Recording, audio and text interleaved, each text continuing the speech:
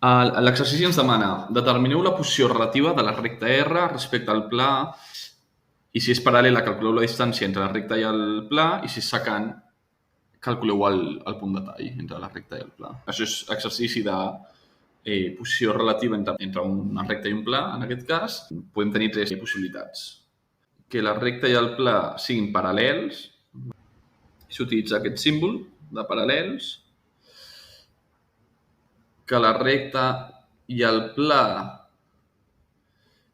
es tallin en un punt i que la recta i el pla siguin coincidents, que la recta pertany al pla. Vale? Això, si voleu, podeu posar així, la recta pertany al pla. Normalment el pla ens el poden donar d'altres formes, però és comú veure'l amb aquesta expressió. Aquesta equació se li diu equació general. Vale? Sempre és on A, B, C i D són números, vale? Pertanyen als números reals i ja està. X i Z són les coordenades de l'espai. Vale? I per l'altra, l'equació que ens donen de la recta, veiem que està formada per tres equacions i si ens fixem, és una equació per cada variable, per X i Z, per cada coordenada, i a part d'això, també el que caracteritza cada equació és que té números, vale, molt bé, i té un paràmetre, que en aquest cas és la lletra lambda, la lletra grega, però podria ser qualsevol altra lletra, tant llatina com grega. És igual si és un alfa o és una jota. La qüestió és que és la mateixa per a les tres equacions. És un paràmetre i precisament com aquesta forma d'expressar les equacions, en aquest cas de la recta, es caracteritza per tenir un paràmetre, és el que anomenem equacions paramètriques. Vale? El que necessitem per fer l'exercici, que hem dit que són punts i vectors. Per què? Perquè és la informació més bàsica de rectes i de plans. Del pla tenim això. Doncs bé, el vector, que és el vector n, el vector director del pla, és, per definició, les coordenades estan formades per A, B i C. Vale? Si sabem A, B i C d'aquesta equació, ja sabem directament el vector director del pla. Per tant, el vector director d'aquest pla és el número que multiplica la x, que és un 1, el número que multiplica la y, que és un menys 2, vale? Perquè la fórmula general és tot suma, per tant, si hi ha negatius, formen part de la lletra. I el número que multiplica la z és un 4. I ara, com podem saber un punt del pla? Doncs bé, un punt del pla estarà format per aquelles coordenades que compleixin la igualtat. Quina igualtat? Doncs la de l'equació del pla. Vale? Tenim aquesta equació. Si trobem una x, una y i una z que alhora compleixin la igualtat, tindrem un punt del pla. Tenim una equació i tres incògnites, podríem pensar que no es pot resoldre, però com no volem una solució en concret, sinó el pla té infinits punts, només volem un d'ells, ens és igual quin, doncs ens inventem dues d'elles i la tercera la trobem aïllant-la. Com volem que es compleixi la igualtat, doncs ens ha de donar 0. El fàcil seria fer la x i la y 0 i la z 1, no? Perquè 4 menys 4 és 0. Per tant, ja tenim un punt. Qualsevol combinació de x i z que compleixi la igualtat serà un punt del pla, per definició. Per tant, diem el punt 0, o sigui, la x0, la y0 i la z1. Ja tenim vector del pla, el vector director, i el punt, un dels punts del pla, un punt del pla. L'equació de la recta que ens fa més fàcil trobar un punt i el vector d'aquesta recta és el que anomenem equació vectorial. Vale? X i z és igual a un punt de la recta més el paràmetre pel vector de la recta. L'equació vectorial és simplement juntar en una l'equació paramètrica, sí? O el que és al revés. L'equació paramètrica és separar en tres l'equació vectorial. Si jo poso junt x, y i z, a la x del punt, doncs Veiem que aquí tenim punts i aquí tenim lambda i vector. Ja ho tenim, l'únic que ho hem d'ajuntar. Els punts serà 2 menys 1, 3, 2 menys 1, 3, i el vector serà lambda multiplicat per 1, lambda multiplicat per 3 i lambda multiplicat per 1. Per tant, serà el vector 1, 3, 1. 1, 3, 1. Da igual si és lambda pel número o número per lambda. Sí? I ja ho tenim. Fent això tenim el punt de la recta, un dels punts de la recta i el vector R. Lambda simplement és un factor que multiplica el vector i que el pot fer més gran, més petit o canviar-li el sentit. Però la direcció està definida per 1, 3, 1. Ja tenim tot. Tenim punt i vector per la recta i punt i vector pel pla. Anem a fer l'exercici. Comencem pels vectors. Anem a multiplicar els dos vectors R i N, el vector de la recta, els vectors directors de la recta i del pla. R per N és igual a 1, 3, 1, que és la R, per la N, que és 1 menys 2, 4.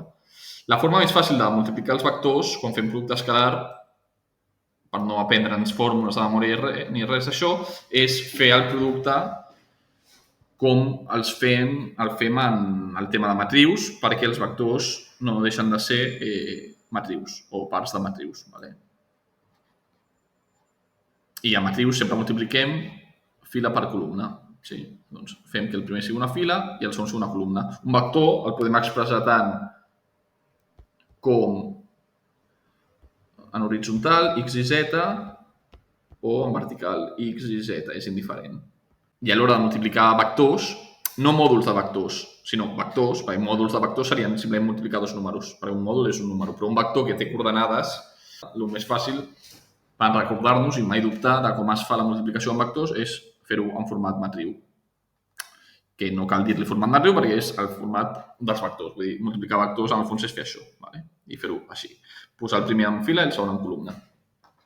En el cas que estiguin fent el producte escalar. I com es multiplica matrius? Doncs, un cop tenim fila per columna, és primer per primer, no?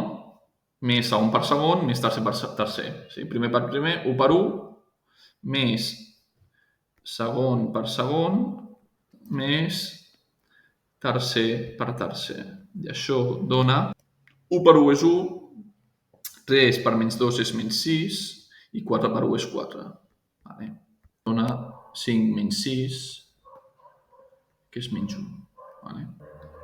I per tant el seu producte escalar és diferent de 0. I si el producte escalar és diferent de 0, vol dir que els vectors no són perpendiculars. Si tornem a la taula, de moment, dels 3 casos, si mirem el referent als vectors, estem en el del mig, en el que són secants. Per què? Perquè els altres dos, el producte escalar és 0. I en aquest cas, en el nostre cas, el producte escalar és diferent de 0. Per tant, aquí hem tingut sort perquè de les 3 possibilitats hem trobat l'única que és diferent pel que fa als vectors i, per tant, ja no caldria fer res més. O sigui, amb això, si hem fet bé els càlculs, amb els vectors podem assegurar que seran secants. Això no és recomanable quedar-nos aquí a l'examen, per exemple, perquè seria probable que haguéssim fet malament els càlculs i, per tant, no fos només això i, per tant, és millor assegurar-nos en la segona condició. I, a més, a l'examen, el professor també, en principi, ho tendirà a premiar, que s'expliqui tot de forma completa. Anem a veure si el punt de R és el punt del pla. Que en el fons, dir que el punt de R és el punt del pla no necessàriament vol dir que igualem aquests dos punts. Per què? Perquè aquest punt de R clarament és diferent a aquest punt del pla. Sí? I com estem en el secant, no podem dir que tots els punts són iguals. És un únic punt de la recta és igual a un únic punt del pla. Per tant, no podem dir agafar qualsevol punt de la recta i qualsevol punt del pla, igualar-los perquè el més probable és que no es compleixi. Per tant, trobar un punt que pertanyi tant a la recta com al pla és trobar una x, y i z que compleixi tant les equacions de la recta com les del pla. Vale? Per tant, al final és fer un sistema d'equacions. Perquè que un punt pertanyi a una recta o a un pla vol dir que les seves coordenades compleixen les equacions. Vale, doncs, això, anem a resoldre el sistema que hi ha entre l'equació del pla i les equacions de la recta. En aquest cas, el fet que ens donin la recta de forma paramètrica ens ho facilita tot perquè el que farem és substituir la x i la z de la recta dins de l'equació del pla. Posem això aquí dins. Vale? Com quedarà això? Doncs quedarà... La x és 2 més lambda. 2 més lambda. Menys 2 per i, que és i, menys 1, més 3 lambda. Més 4 per z, que z és 3 més lambda. Menys 4, que és igual a 0. Vale. Molt bé, ara simplifiquem tot al màxim. 2 més lambda, menys 2 per menys 1 és més 2, menys 6 lambda, sí, menys 2 per... Òbviament, fora del parèntesis multiplicat a tot el que hi ha dins del parèntesis, sí? Menys 2 per menys 1 i menys 2 per més 3 lambda, és menys 6 lambda, més 4 per 3 és 12, més 4 lambda. Menys 4 igual a 0. Vale. Juntem lambdes i juntem números. Lambda tenim això i tenim això. Doncs lambda serà 4 més 1, 5, menys 6, menys lambda queda, sí? I números, bueno, 4 i 4 se'n van, 4 i menys 4 se'n van i ens queda 12. Doncs tenim 12 menys lambda és igual a 0, sí? Lambda val 12. Molt bé. Tornem a les equacions al principi i mirem com val cada coordenada. Si la lambda val 12, 12 més 2 és 14. Aquí 12 per 3 és 36, menys 1, 35. I 12 més 3 és 15. Vale. X i z valen això. Ara simplement posem-ho dins un altre cop de l'equació general per veure si compleix també aquella igualtat, que serà 14 menys 2 per 35 és 70, més 4 per 15, 15 per 4 és 60, menys 4, i això ha d'estar igualat a 0, i anem a veure si es compleix.